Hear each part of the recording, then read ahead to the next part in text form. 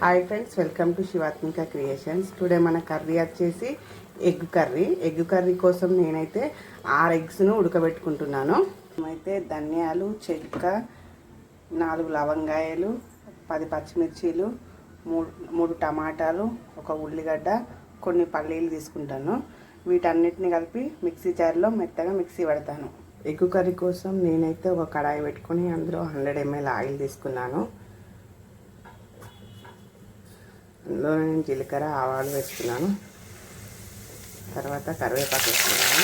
నేను ముందుగా మిక్సీ పట్టుకున్న పేస్ట్ను అయితే ఇందులో వేసి కలుపుతున్నాను. కొంచెం ఒక 5 minutes వరకు ఇది వేగేలాగా చూసుకోవాలి, లేకుంటే పచ్చి వాసన వస్తుంది. పల్లీల పేస్ట్ను కూడా వేయించి పట్టాను కాబట్టి అది కొంచెం పక్కకు పెట్టుకున్నాను.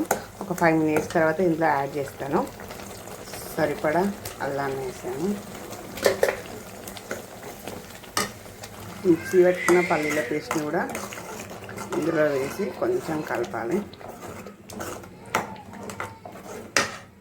చిటికెడు పసుపు వేసి కలుపుకోవాలి.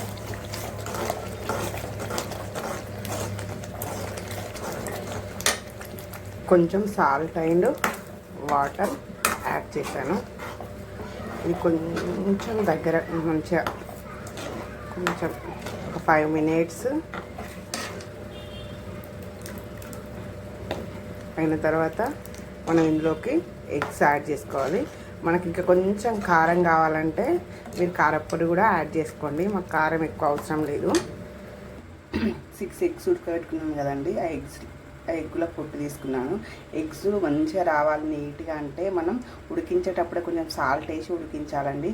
ఉడికించడం వల్ల ఏంటి అంటే ఎగ్స్ అనేది మంచిగా చిందరవందరం కాకుండా నీట్గా పులుసు అనేది మంచిగా నీట్గా వస్తుందండి. వీటికి కొంచెం మసాలా కారం పట్టాలంటే వీటిని ఇట్లా కొంచెం ఘాట్లు పెట్టుకోవాలి. ఇప్పుడు నేను ఘాట్లు పెట్టుకుంటాను. ఎగ్స్కు ఘాట్లు కూడా పెట్టుకున్నానండి. ఇక మనం ఆ గ్రేవీలో వేయడమే ఎగ్స్ను. గ్రేవీలో ఇక ఎగ్స్ను వేస్తున్నానండి.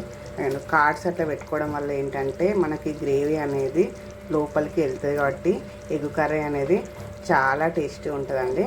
ఒక 10 minutes సిమ్లో ఉడికించుకోవాలి మనం ఈ కర్రీని. కొత్తిమీర వేసాను ఎగ్ కర్రీలోకి. పర్ఫెక్ట్గా రెడీ అయిందండి.